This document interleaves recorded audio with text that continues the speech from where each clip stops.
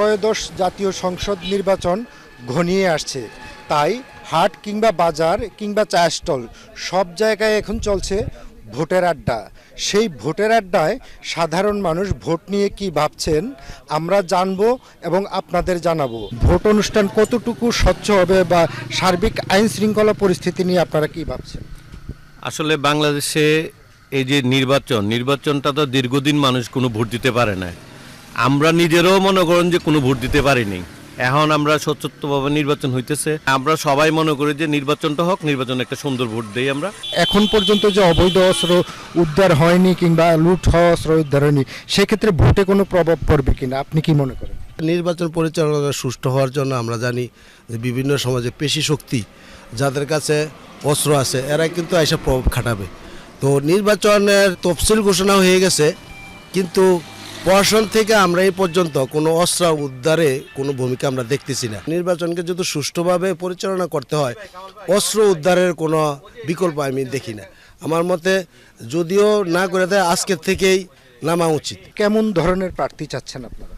অবশ্যই নতুন ভোটার হিসেবে প্রথমবার ভোট প্রয়োগ করব, একটা আনন্দ উদ্দীপনা অবশ্যই কাজ করছে। আর আমরা প্রার্থী চাচ্ছি যিনি আমাদের জন্য কাজ করবেন, অন্তত এই কুমিল্লার জন্য, দেশের জন্য যিনি কাজ করবেন। ওই মুখে বলবো কাজে নাই, পূজা রোজা এক করে দিয়ে কাজ করবে, অমন প্রার্থী আমাদের দরকার নেই।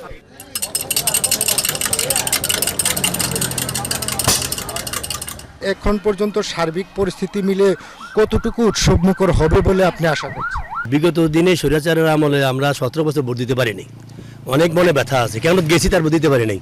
কিন্তু এখন অনেক ভিতরে আনন্দ লাগতেছে, আমরা আগামী 12ই ফেব্রুয়ারি ভোট দেবো। কিন্তু ভোট দিতে যাব, কেমন পরিস্থিতি আছে, কেমন নিরাপত্তা আদেশ তৈরি করছে নির্বাচন কমিশনার, এটা এখনও আমরা বুঝতে পারতেছি না। আমাদের এখানে যারা প্রার্থী আছে আমরা চাই জ্ঞানী গুণী ভালো লোক দেখে আমরা ভোটটা দেব।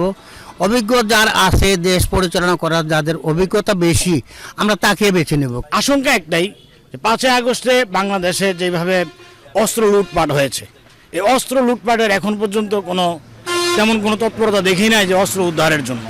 নির্বাচন কমিশনার এবং এখন বর্তমান যে সরকার আছে তাদের কাছে আমাদের উদাত্ত আহ্বান থাকবে তারা যেন অস্ত্র উদ্ধার করে মানুষকে সুন্দর এবং সুষ্ঠু একটা ভোটের পরিবেশ আমাদেরকে দেয়। কুমিল্লার যে আসলে যানজট, জলাবদ্ধতা, অন্যান্য সমস্যাগুলো রয়েছে, যিনি আগামীতে নির্বাচিত হয়ে ক্ষমতার চেয়ারে বসবেন তাদের কাছে সবচেয়ে বেশি যে প্রত্যাশার জায়গাটি সেটি হচ্ছে আইন শৃঙ্খলা পরিস্থিতি থেকে শুরু করে যাতে একটি শান্তিপূর্ণভাবে সকল শ্রেণী পেশার মানুষ বসবাস করতে পারে, সেই প্রত্যাশাটি কিন্তু আসলে সকলের মাঝ থেকে শুনে এসেছি।